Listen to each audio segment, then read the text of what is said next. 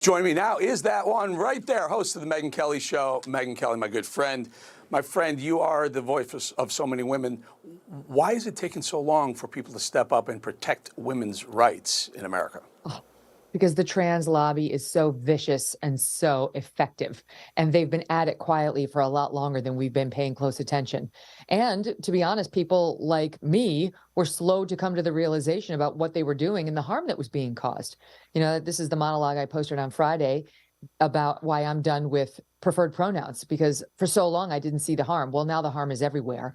And they've managed to sneak into state after state and get mandates that we have to use their preferred pronouns. Otherwise, we could be accused of sexual harassment, or we could be kicked out of school if you're in the K through 12 education system, and so on.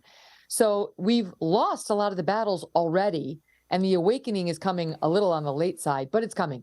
We are in the midst of it. Their 5 minutes is up. You know, Megyn, we did a little investigation yesterday, and we had a former president of one of the Anheuser-Busch brands, and it wasn't Bud Light necessarily, but you know what he said? He said a lot of this is coming down from the CEO because there's investors. Now, let me walk you through this. BlackRock, Vanguard, and State Street are three of the biggest pension fund managers in the world. BlackRock alone has about $10 trillion in control, but they take money from states, California, Illinois, New York, very liberal states. Then they go and buy stock in these companies. Target, I found out, Vanguard and BlackRock, 1 and 2. Fox News, Vanguard and BlackRock in the top 5. Anheuser-Busch also across the board. And so these governors are pushing these BlackRocks. If you want our money, you're going to go woke. And then they turn around and they push it on the company. So I'm not sure really where the problem lies. But they don't get the final word. The consumer gets the final word. Those investors want to make money at the end of the day. And what's happened now with Bud Light and now with Target is teaching a real lesson. I mean, the Bud Light numbers, we just pulled the latest. Their stock is down more than 17%, Anheuser-Busch. Their sales are down by 24% right now. It was 25% in the preceding update. Target's market value has fallen $13 billion. North Face too. They went woke. They lost 22.7% of their stock price, their shares. Just in May, Adidas too, similar story. I mean, the conservative voices have figured out how to punish these companies for taking the knee in response to those activist investors, those woke activist investors. You know, in Disney. Megyn, our dear friends at Disney, $90 billion off their market value since they picked the fight with Governor DeSantis over Don't Say Gay, where DeSantis' bill never even mentioned the word gay in it. Well, and let's not forget, there's more to the Disney story. That was bad enough. Like, stay in your lane, all right? Just show us the mice. That's it. Stop judging the Florida legislation, which the people in Florida are overwhelmingly in favor of. But let's not forget about wherever I can, I force my secret queer agenda into the Disney programming. If I can have 2 characters kissing in the background, I do it, and no one gives me any pushback. We had the disaster of the gay Buzz Lightyear. That movie completely bombed. Disney Plus just lost, what, I think it was $4 million or 4 million subscribers this quarter alone. So the people are rising up and making Disney pay as well. I don't know if you saw last week, but there was some guy named Nick with a beard in a Disney princess dress trying to pretend he was one of the fairy godmothers at Disneyland out in California. I'm sorry, but it was alarming. No mother wants to walk in and see that, even in far left California. So Disney's learning its lesson too the hard way. And conservatives who never wanted to be pro-cancel culture, I get it, it's not in the conservative DNA, have finally learned that it's called fighting.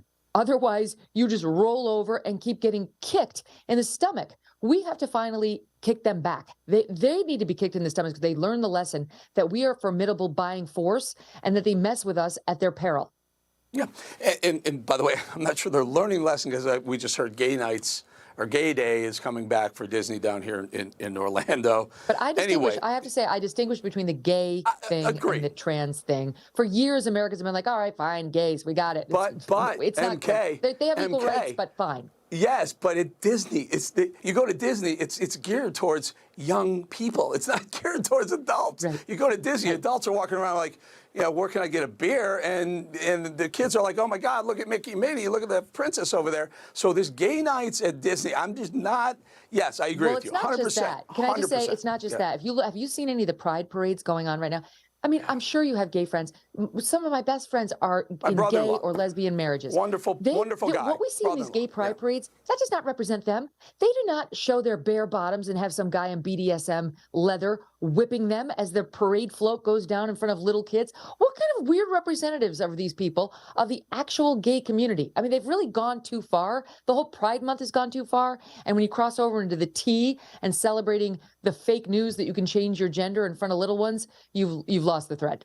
Okay, so here's the question. The LGBTQ, lesbian, gay, bi, trans, queer. You're an adult, do your thing. The trans and the Q, queer, that's where it starts to go into the grooming area. When does LGB drop T and Q?